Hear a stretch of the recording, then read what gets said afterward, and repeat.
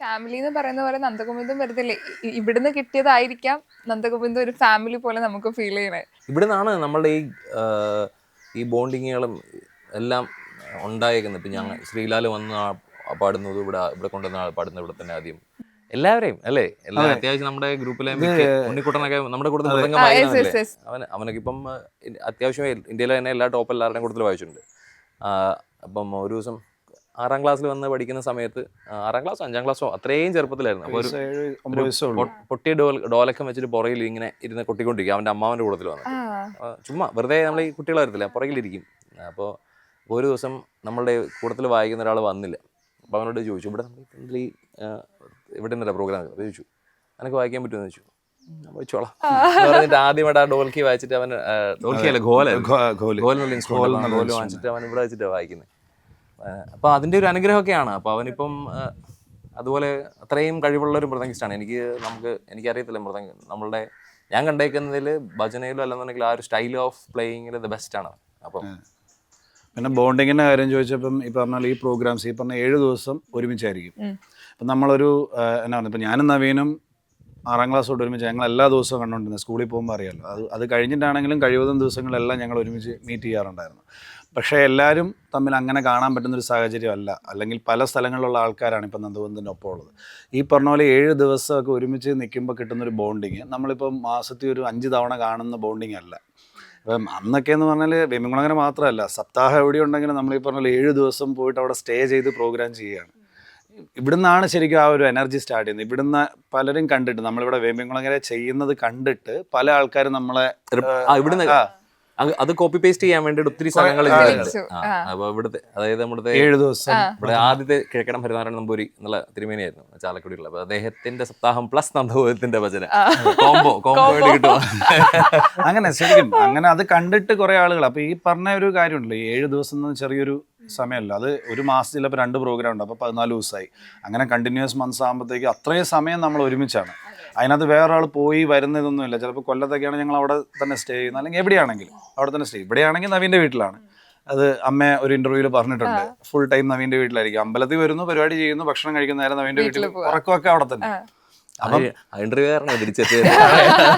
ഇന്റർവ്യൂല ഞാൻ എന്റെ വൈഫ് എൻ്റെ അടുത്ത് പറഞ്ഞു തീർച്ചയായിട്ടും പൊക്കോളാൻ പറഞ്ഞിട്ട് പറഞ്ഞത്. അപ്പം ആ ഒരു ബോണ്ടിങ് ആണ് ഇപ്പോഴും നന്ദഗോവിന്ദത്തിനുള്ളത്. ഫാമിലിയുടെ ഒരു സപ്പോർട്ട് എടുത്ത് പറയണല്ലേ, നിങ്ങൾക്ക് അങ്ങനെ ഒരു ആഗ്രഹം പറഞ്ഞ സമയത്ത് അവർ കൂടെ നിന്ന് സപ്പോർട്ട് ചെയ്യുന്നതും വളരെ ഇമ്പോർട്ടൻ്റ് ആണ്. കാരണം നിങ്ങൾക്ക് ആ ഒരു പാഷൻ കൊണ്ടുപോകാനും ഭയങ്കര ഹെൽപ്ഫുൾ ചെയ്തിട്ടുണ്ട്. ഏറ്റവും കൂടുതൽ സാക്രിഫൈസ് ചെയ്യുന്ന അവരാണല്ലോ. നേരത്തെ നമ്മൾ സംസാരിച്ച പോലെ ഫാമിലി ടൈം ആണ് ശരിക്കും നമ്മൾ ഇതിനു വേണ്ടിയിട്ട് യൂസ് ചെയ്യുന്നത്.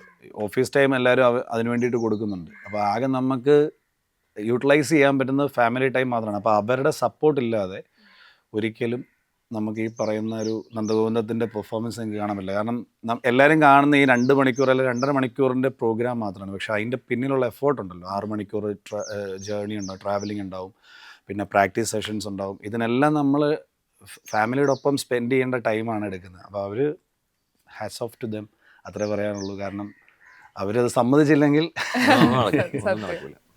ഈ സൗഹൃദം പറയുന്നത്, ഞാൻ ഒരു വീഡിയോ ശ്രീയാൽ ചേട്ടന്റെ കല്യാണത്തിന് പാട്ട് പാടുന്ന ഒരിത്, നിങ്ങളുടെ എല്ലാവരും ഫ്രണ്ട്സിന്റെ മാരേജിൽ അങ്ങനെ ഒരു പതിവുണ്ടോ?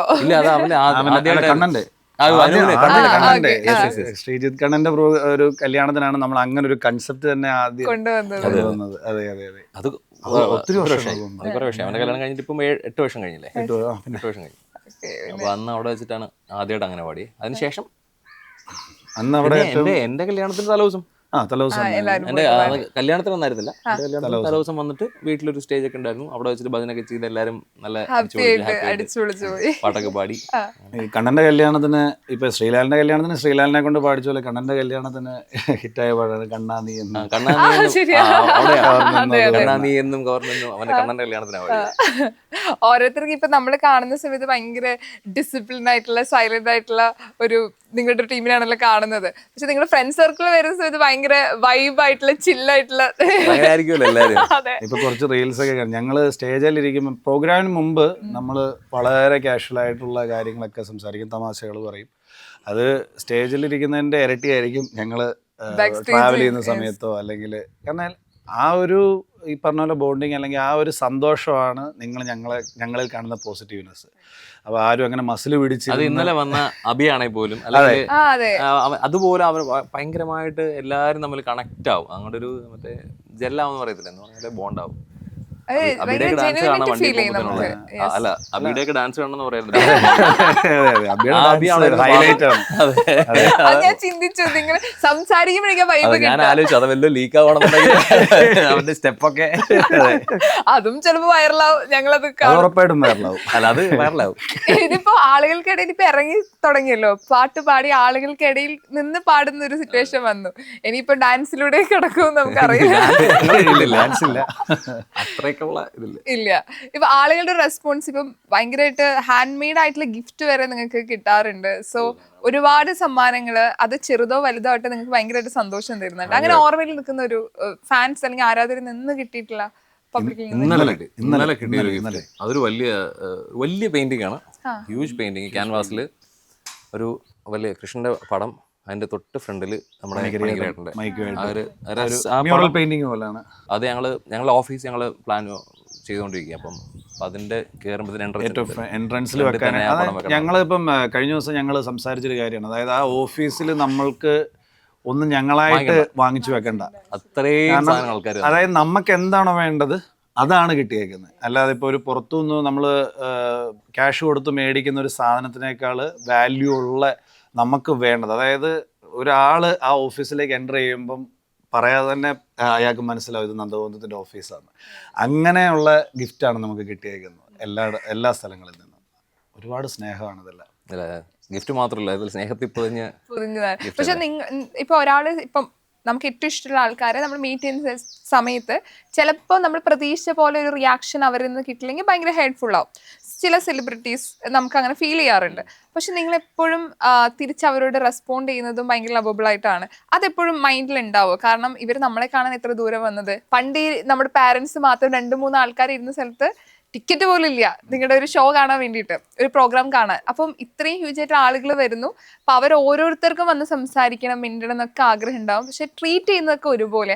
സോ അതെപ്പോഴും ഒരു നിർബന്ധമുണ്ടോ? കാരണം എപ്പോഴും നിർബന്ധമുണ്ട്. കാര്യം എല്ലാവരും നമുക്ക് അതിൻ്റെ അത് കാണാൻ പറ്റില്ല. കഴിഞ്ഞ ദിവസം തൃശ്ശൂർ പോയിട്ട് ഭയങ്കര ജനമായിരുന്നു. അപ്പം നമുക്ക് എല്ലാവരും ഫോട്ടോ എടുക്കണം. പക്ഷെ നമുക്കത് പോസിബിൾ ആയിട്ടുള്ള കാര്യമില്ല. നമുക്ക് അതിനകത്ത് എടുക്കാൻ പറ്റുന്ന മാക്സിമം ആൾക്കാരുടെ കൂട്ടത്തിൽ എടുക്കാം. ബാക്കിയുള്ള എല്ലാവരെയും നമ്മൾ സ്നേഹത്തോടെ തന്നെ ഇറങ്ങേണ്ട അവസ്ഥയാണല്ലോ. നമുക്ക് എന്നാണെങ്കിൽ അടുത്ത ദിവസം രാവിലെ തന്നെയായിരുന്നു പ്രോഗ്രാം 4.5 മണിക്കൂർ ട്രാവൽ ചെയ്ത് ഞങ്ങൾ എത്തിയിട്ട് ഉറങ്ങാൻ സമയമില്ലെന്ന് പറഞ്ഞില്ലേ. അപ്പം പക്ഷെ എന്നാലും മാക്സിമം ആൾക്കാരെ കണ്ടു. അപ്പോൾ ഞാൻ വണ്ടി എടുത്ത് പോകുന്നപ്പോഴത്തേനും കണ്ണൻ്റെ അടുത്ത് പറഞ്ഞു, എടാ അവിടെ ഒരു കുട്ടി കിടന്നിട്ട് ഭയങ്കര കരച്ചിലാണ്, നവീൻ ചേട്ടനെ കാണാൻ പറ്റില്ല എന്ന് പറഞ്ഞിട്ട്. അപ്പം അമ്മയുടെ ഞാൻ നമ്പർ വാങ്ങിച്ചോണ്ട് ഞാനൊന്ന് വിളിച്ചോട്ടെ എന്ന് ചോദിച്ചു. ഞാനപ്പത്തിനും വണ്ടി അവിടെ നിന്ന് മൂവ് ചെയ്ത് കുറച്ചും കൂടെ മാറ്റിയിട്ടു, കുറച്ച് ദൂരത്തേക്ക് മാറ്റിയിട്ടു. അപ്പോൾ കണ്ണൻ വിളിച്ചു. അപ്പോൾ ഫോണിൽ കൂടെ കിടന്ന് കരഞ്ഞോണ്ടേ ഇരിക്കുക. അപ്പോൾ 6ാം ക്ലാസ്സിൽ പഠിക്കുന്ന ഒരു കുട്ടിയാണ്. അപ്പോൾ ഞാൻ പറയുന്നത് വന്നോളാൻ പറഞ്ഞു. എന്നിട്ട് അവരവിടെ വന്നു, കാറിനകത്ത് കയറിയിരുന്നു. ഞാൻ പറഞ്ഞു ഇപ്പോൾ ഹാപ്പിയാന്ന് ചോദിച്ചു. എന്നിട്ട് കിടന്ന് കരഞ്ഞോണ്ടിരിക്കുക. എന്നിട്ട് സെൽഫിയൊക്കെ എടുത്തു. അത് കഴിഞ്ഞിട്ട് വീട്ടിൽ പോയി കഴിയുമ്പോഴത്തേന് ആ അമ്മയുടെ സിസ്റ്ററിന്റെ മോളായിരുന്നു എനിക്ക് തോന്നുന്നത്. വീട്ടിൽ ചെന്ന് കഴിയുമ്പോൾ ഫോട്ടോ കാണിച്ചപ്പോൾ അമ്മയുടെ മോളം കരച്ചില്ല. കഴിഞ്ഞിട്ട് അതും എന്നെ ഫോൺ വിളിച്ചു. അല്ല ഇതൊക്കെ സന്തോഷമാണല്ലോ. കുട്ടികൾ തൊട്ട് ഒരു അമ്മയൊക്കെ ആണെന്നുണ്ടെങ്കിൽ സൈഡിൽ വന്നിട്ട് സംസാരിക്കാൻ പറ്റുന്നില്ല, വാക്കുകള് ഇടറിയിട്ടൊക്കെ വന്നിട്ട് ഒന്ന് തൊട്ടോട്ടെ എന്ന് വെച്ചിട്ടൊക്കെ പോകുമ്പോഴത്തേനെ അവരുടെ ഒരു സന്തോഷം നമുക്ക് ഇങ്ങനെയല്ലേ കൊടുക്കാൻ പറ്റുള്ളൂ. തീർച്ചയായിട്ടും. അമ്പലപ്പുഴയിൽ പോയിട്ട് നമ്മളൊരു അമ്മയെ കണ്ടത്, നമ്മളുടെ ഫുൾ പ്രോഗ്രാം ലിസ്റ്റ്, അതായത് അവിടെ 1-2 പേര് വെച്ചു നാളെ എവിടെയാണ് പരിപാടി, അടുത്ത ദിവസം എവിടെയാണ്. ഞങ്ങൾ പറയുന്നതിന് മുമ്പ് ആ അമ്മ പറയണം നാളെ ഇന്ന സ്ഥലത്താണ്, ഇന്ന ഡേറ്റിൽ ഇന്ന സ്ഥലത്താണ്. സൗണ്ട് ചെക്ക് ഈ സമയത്ത് സൗണ്ട് ചെക്ക്. അതായത് അമ്മയുടെ മകനോട് അമ്മ പറഞ്ഞിരിക്കുകയാണ് അവര് നേരത്തെ വരും. അതായത് പരിപാടി 7 മണിക്കാണ്. അവരുടെ സാധാരണ ഒരു സ്കെഡ്യൂൾ അനുസരിച്ച് അവർ 6:30 ആകുമ്പോൾ സ്റ്റേജിലുണ്ടാവും. അപ്പം നീ എനിക്കൊന്ന് കാണാനുള്ള ഇത് ചെയ്ത്. അതായത് ഓൾറെഡി നമ്മൾ എന്താണ് ചെയ്യുന്നതെന്ന് വരെ ഏകദേശം എനിക്കൊന്നൊരു 65+ ഉണ്ട് അമ്മയ്ക്ക്. എല്ലാം പഠിച്ചു വെച്ചേക്കാണ്. അതായത് സൗണ്ട് ചെക്ക് എത്ര മണിക്കാണ്, എത്ര മണിക്കൂർ മുമ്പ് ഒരു സ്റ്റേജിൽ വരും, എന്തൊക്കെ കാര്യങ്ങൾ ചെയ്യും, എന്നൊക്കെ എവിടെയൊക്കെയാണ് പ്രോഗ്രാം, ആ പ്രോഗ്രാമിന്റെ ടൈം, അതിന് ലൈവ് ഉണ്ടോ ഇല്ലയോ, എല്ലാ കാര്യങ്ങളും. ഇതൊക്കെയല്ലേ ഏറ്റവും വലിയ അവാർഡ് എന്ന് പറയുന്നത്. തീർച്ചയായിട്ടും. പിന്നെ നമ്മളുടെ നാട്ടിലെ അമ്മമാര് ഇനിയിപ്പോൾ ഉള്ളൊരു കാര്യം എന്ന് പറയുന്നത്, ഇതെല്ലാം തുടങ്ങിയത് ഇവിടെ നിന്നാണല്ലോ. അപ്പം നമ്മള് ചെറിയ വേദിയിൽ ചെയ്തൊരു പ്രോഗ്രാമായിരുന്നു ഇവിടെ നമ്മളുടെ ആദ്യത്തെ തുടക്കത്തിലെ പ്രോഗ്രാംസ്. നമ്മളുടെ ഈ അമ്പലത്തിലെ ആൾക്കാരുടെ എല്ലാം ഞങ്ങളുടെ എല്ലാ ആഗ്രഹം നമ്മുടെ നാട്ടിൽ നമ്മുടെ ആൾക്കാർക്ക് വേണ്ടിയിട്ട് നമ്മളെല്ലായിടത്തും പോയിട്ട് ചെയ്യുന്നുണ്ട്. ആയിരക്കണക്കിന് പതിനായിരക്കണക്കിന് ആൾക്കാരുടെ മുന്നിൽ പ്രോഗ്രാം ചെയ്യുന്നുണ്ട്. പക്ഷെ അതുപോലൊരു വേദി നമ്മളുടെ തുടങ്ങിയ സ്ഥലത്ത് തന്നെ ഞങ്ങൾക്ക് ചെയ്യണമെന്നൊരു ആഗ്രഹമുണ്ട്.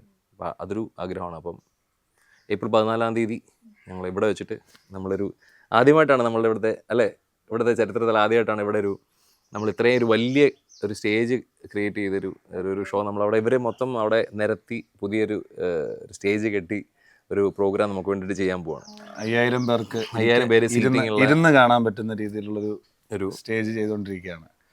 അപ്പം അതൊരു നമ്മൾ എവിടെയൊക്കെ പോയിട്ട് വന്നാലും തിരിച്ചു വരുമ്പോൾ നമ്മുടെ നാട്ടിലെ അതൊരു ഫീൽ നമ്മുടെ വീട്ടിൽ വന്ന് ചെയ്യുന്നൊരു അതിന് വേണ്ടിയിട്ട് മാത്രം നമ്മൾ ഒരു ഗ്രൂപ്പ് ക്രിയേറ്റ് ചെയ്ത് കമ്മിറ്റി ക്രിയേറ്റ് ചെയ്തു. ഹ്യൂജ് സപ്പോർട്ടാണ്. ഞങ്ങളിപ്പോൾ കിരൺ, നമ്മുടെ ഒരു ഫ്രണ്ട് കിരൺ, അവരോട് സംസാരിച്ചുകൊണ്ടിരിക്കുന്നത്. ഇവിടെ നമ്മൾ തൊട്ടടുത്താണ് നമ്മളുടെ ഇവിടുത്തെ ചർച്ച, നമ്മുടെ പള്ളി വളരെ ക്ലോസ് ആണ്, കാണുമ്പോൾ തന്നെ അറിയാം. അവർ പറഞ്ഞു എന്ത് സൗകര്യം വേണം വേണമെങ്കിൽ നിങ്ങൾ പ്രോഗ്രാം ഇവിടെ വേണമെന്ന് ചെയ്തോളൂ. അപ്പോൾ നമ്മുടെ നാട്ടിലുള്ള ഒരു ഗുണം ഭയങ്കര ഹാർമണിയാണ്. അപ്പം നമ്മൾ ദേശവിളക്ക് എന്നുള്ളൊരു പ്രോഗ്രാം ഉണ്ട് ഇവിടെ. ദേശവിളക്ക് എന്ന് പറയുന്നത് നമ്മൾ വിഷുവിൻ്റെ തലേദിവസം നമ്മൾ ഇവിടെ ഫുള്ള് വിളക്ക് കത്തിക്കും. അപ്പം ഫുള്ള് ലൈറ്റ് നമ്മുടെ നാട് മുഴുവൻ ആ സമയത്ത് പള്ളിയിൽ അവിടെ മെഴുകുതിരി കത്തിക്കും. അപ്പം അത് ഭയങ്കര രസമാണ് അതൊക്കെ. അപ്പം അങ്ങനെ ഈ അമ്പലത്തിനും അങ്ങനത്തെ കുറേ കാര്യങ്ങളുണ്ട്. നമ്മളുടെ ആയിരക്കണക്കിന് വർഷം പഴക്കമുള്ള ഒരു ക്ഷേത്രമാണ്. അത്രയും പഴയൊരു അമ്പലമാണ്. ചെറിയ അമ്പലമാണെങ്കിൽ പോലും പക്ഷേ ഇവിടെ പല പ്രത്യേകതകളുണ്ട്. ഒരു കാര്യം എന്ന് പറയുന്നത്, ഒത്തിരി പേരുടെ എക്സ്പീരിയൻസ് പറയുന്നത് നമ്മുടെ ഉണ്ണിയൂട്ടം എന്ന് പറഞ്ഞിട്ടൊരു കാര്യമുണ്ട്. അപ്പം ഞാൻ ഒത്തിരി അധികം സ്ഥലത്ത് കേട്ടിട്ടില്ല ഈ ഉണ്ണിയൂട്ടം എന്നുള്ള കാര്യം. അപ്പോൾ അത് ഇവിടെ വന്ന് ഒത്തിരി പേരുടെ എക്സ്പീരിയൻസ് തന്നെയാണ് പറയുന്നത്. ഇവിടെ ആ ഉണ്ണിയൂട്ടൻ്റെ ദിവസം ദമ്പതികൾ വന്നിട്ട് ഭക്ഷണം കഴിച്ച് കഴിഞ്ഞാൽ കുട്ടികളുണ്ടാകാത്ത ആൾക്കാർക്ക് വിത്തിൻ 1 ഇയറിൽ എനിക്കറിയാവുന്ന ഒത്തിരി പേർക്ക് ഉണ്ടായിട്ടുണ്ട്. വൺ ഓഫ് ദ എക്സാമ്പിൾ ഞാനാണ്. അപ്പോൾ എനിക്കും 7 വർഷം കുട്ടികളുണ്ടായിരുന്നില്ല അതിന് ശേഷം. അപ്പോൾ അങ്ങനെ കുറേ കുഞ്ഞു പ്രത്യേകതകളുള്ള ഒരു അമ്പലം കൂടിയാണ് നമ്മുടെ വേമ്പനാട്ടുകാര അമ്പലം എന്നുള്ളത്. അപ്പം ഇതാണൊരു സന്തോഷം. നമ്മുടെ അടുത്ത ഒരു ഏപ്രിൽ വിഷുവിൻ്റെ അപ്പം ഈ 14-ാം തീയതി ഞാൻ പറഞ്ഞു വന്നതെന്ന് വെച്ച് കഴിഞ്ഞാൽ 14-ാം തീയതി നമ്മൾ ആ ദേശവിളക്കിൻ്റെ ആ ഒരു സമയത്ത് 14-ാം തീയതി നമ്മൾ പ്ലാൻ ചെയ്തേക്കുന്നത്. 14-ാം തീയതി നമ്മളുടെ ഭജന ഇവിടെ വെച്ചിട്ടുണ്ടാവും. അത് ഞങ്ങളുടെ ഒരു പേഴ്സണൽ ഭയങ്കര നമ്മളുടെ ഇമോഷണലി ഭയങ്കര കണക്റ്റഡ് ആയിട്ടുള്ള ഒരു പ്രോഗ്രാമായിരിക്കും. ഇപ്പം ഓൾറെഡി ഇപ്പം ഒരുപാട് കാര്യം ഇവിടെ പ്രതിഷ്ഠ വിഷ്ണുവാണ്. അപ്പം ഒരുപാട് കാര്യം അദ്ദേഹത്തോട് പറഞ്ഞിട്ടുണ്ടാവും. അത് നടന്നൊരു സംഭവം ഉണ്ടോ എന്തെങ്കിലും ഇതുപോലെ ഒരു ആഗ്രഹം പറഞ്ഞിരുന്നു? ഇപ്പൊ ഈ നന്ദഗോവിന്ദ അങ്ങനെ ഒരു ആഗ്രഹം പറഞ്ഞിരുന്നു? ഇല്ല, അത് ആഗ്രഹം ഞങ്ങൾ പറഞ്ഞിട്ടില്ല. പക്ഷെ പുള്ളിയുടെ അതിന്റെ തീരുമാനം ഉണ്ടായിരുന്നു എന്നാണ് ഞങ്ങൾ പുള്ളി നടത്തുന്ന കാര്യങ്ങളൊക്കെ. നമ്മളിങ്ങനെ വന്നിട്ട് നമ്മള് എല്ലാവർക്കും ചെറുപ്പത്തിൽ നമ്മള് കൃഷ്ണൻ എന്നൊക്കെ പറയുമ്പോൾ നമ്മൾ ഫ്രണ്ട്സിനെ പോലെയാണല്ലോ. എല്ലാ കാര്യങ്ങളും ഇങ്ങനെ പറയും. അതിനുശേഷം പിന്നെ ഒരു സർട്ടൻ പോയിന്റിന് ശേഷം നമ്മളൊന്നും പറയാറില്ല. നമ്മളങ്ങനെ വന്ന് പ്രാർത്ഥിക്കാന്ന് പറഞ്ഞാൽ വരുന്നു നമ്മളുടെ അകത്താണല്ലോ. ചെറുപ്പത്തിൽ വന്നിട്ട് നമ്മളിങ്ങനെ വന്ന എല്ലാ ആഗ്രഹങ്ങളും ഇങ്ങനെ നിന്ന് ഇവിടെ ഫ്രണ്ടിൽ നിന്നിട്ട് പറയും. അത് വേണം, ഇത് വേണം, മറ്റേ വേണം, മറിച്ച് വേണം, പരീക്ഷയ്ക്ക് കൂടുതൽ മാർക്ക് കിട്ടണം, എല്ലാത്തിനും ഒന്നും പഠിച്ചിട്ടില്ല, ജയിപ്പിച്ചു തരണം. അപ്പൊ ഇങ്ങനെയുള്ള കാര്യങ്ങളൊക്കെ ഉണ്ടല്ലോ. അപ്പം പഠിക്കാനുള്ള സമയമില്ലല്ലോ നമുക്ക്. പക്ഷെ അത് ഞങ്ങൾക്ക് ചെയ്തു തന്നിട്ടുണ്ട് കേട്ടോ. അത് ഞങ്ങൾക്ക് ചെയ്തു തന്നിട്ടുണ്ട്. ഞങ്ങളുടെ university exam, final year university എക്സാമിന്റെ തലേദിവസം ഞങ്ങൾ പ്രോഗ്രാം ചെയ്തിട്ട് വെളുപ്പിനെ എനിക്കൊന്ന് നവീൻ ഏതൊരു ഇന്റർവ്യൂവിൽ പറഞ്ഞിട്ടുണ്ട്, വെളുപ്പിനെ പ്രോഗ്രാം കഴിഞ്ഞ് വന്ന് ഞങ്ങൾ കിടന്നു. പിറ്റേ ദിവസം രാവിലെ യൂണിവേഴ്സിറ്റി എക്സാമാണ്. 6 മണി വരെ കിടന്നുറങ്ങിയിട്ട് നേരെ എഴുന്നിട്ട് പരീക്ഷയ്ക്ക് പോയ ആൾക്കാരെ ഞങ്ങള്. ഒരു അക്ഷരം പഠിക്കും. പക്ഷേ ഹയസ്റ്റ് മാർക്ക് കിട്ടിയേക്കുന്നതിനാ. അതായത് പുള്ളി വിചാരിച്ചു ഓക്കെ അവൻ താൻ പാതി ദൈവം പാതി എന്നുള്ളതില് എന്റെ പാതി കൂടെ കൊടുത്തേക്കാം, അവരുടെ പാതി കൂടെ ഞാൻ ചെയ്തേക്കാന്ന് വെച്ചിട്ട് ഏറ്റവും കൂടുതൽ ഹയസ്റ്റ് 30 മാർക്ക് എന്റെ പകുതി മൊത്തം വേണ്ട. അങ്ങനെ ശരിക്കും അതാ നമ്മള് അങ്ങനെ ആഗ്രഹങ്ങളൊന്നുമല്ല, നമ്മുടെ കാര്യങ്ങൾ ഇവിടെ വന്ന് ഡിസ്കസ് ചെയ്യുന്നെന്ന് പറയാൻ പറ്റുള്ളൂ. പിന്നെ നമ്മളെല്ലാവരും അൾട്ടിമേറ്റ്ലി വിശ്വസിക്കുന്ന ഒരു എനർജി സോഴ്സ് ആണ്. ഇപ്പം വിഷ്ണു ആയാലും ശിവനായാലും ഏത് പേരിലും വിളിച്ചാലും അതെ, നമ്മളിപ്പം ആ ഒരു സ്റ്റേജൊക്കെ എനർജിയാണ്. അപ്പം നമ്മൾ വിചാരിക്കുന്ന എനർജി എന്ന് പറയുന്നത് എന്താ പറയണ്ടത്, ഇപ്പം വിചാരിക്കുന്ന ഇപ്പം ഏറ്റവും കൂടുതൽ കാണുന്ന ആൾക്കാരുടെ സ്നേഹം എന്നുള്ളത്. അപ്പം ആ ഒരു പോസിറ്റിവിറ്റി അങ്ങോട്ടും ഇങ്ങോട്ടും കൊടുക്കുക എന്നുള്ളതാണ് ഏറ്റവും വലിയ കാര്യം. അപ്പോൾ നമ്മൾ ഏത് ദൈവത്തിൽ വിശ്വസിച്ചാലും ഏത് മതത്തിൽ വിശ്വസിച്ചാലും നമ്മൾ വിശ്വാസം ഉണ്ടായിട്ടോ എന്തുണ്ടായിട്ടും കാര്യമില്ല. മനസ്സിൽ മുഴുവനും നെഗറ്റീവ് ചിന്തയായിട്ട് നമ്മൾ അമ്പലത്തിൽ നിന്ന് ഇറങ്ങിയതിന് ശേഷം അല്ലെന്നുണ്ടെങ്കിൽ പള്ളിയിൽ ഇറങ്ങിയതിന് ശേഷം നമ്മൾ വേറൊരു ദ്രോഹം ചെയ്യാന്നുള്ള വിചാരമാണെന്നുണ്ടെങ്കിൽ പിന്നെ പോകുന്നതിൽ ഒരു അർത്ഥമില്ലല്ലോ. അതുകൊണ്ട് ഇപ്പോൾ നമ്മളുടെ ആ ഒരു സ്റ്റേജൊക്കെ കഴിഞ്ഞു. വരുന്നു ഹായ്. അറിയാലോ. കാരണം ഇപ്പൊ എല്ലാരും വിശ്വസിക്കുന്നുണ്ട് എല്ലാത്തിന്റെ ആധാരം ദൈവം എന്നല്ലെങ്കിൽ ആ ഒരു യൂണിവേഴ്സൽ പവർ ആണല്ലോ. അതെ. അപ്പൊ അങ്ങനെ ഒരു പവറാണ് ഡിസൈഡ് ചെയ്യുന്നുണ്ടെങ്കിൽ പിന്നെ നമ്മൾ നമ്മള് നല്ല കാര്യം മാത്രം ചെയ്താൽ മതി, ബാക്കി പുള്ളി ഡിസൈഡ് ചെയ്യും. Decide നമ്മള് പോയിട്ട് ഓരോ കാര്യങ്ങളും പറയേണ്ട കാര്യമില്ല. ഇല്ല.